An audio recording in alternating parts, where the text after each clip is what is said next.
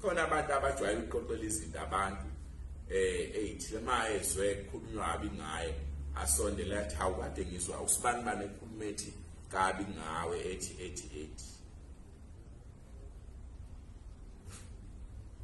womqaphela umuntu onjalo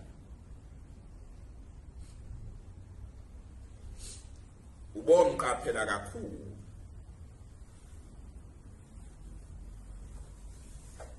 Abantu abanjalo abavamile ukuthi afike kuwe athi bengizwa uyazi kade ngizwa usibani bane ekhuluma ukuthi nokuthi ngawe okuhle, yazi yayinhle bekhulunywa usibani bani ngawe.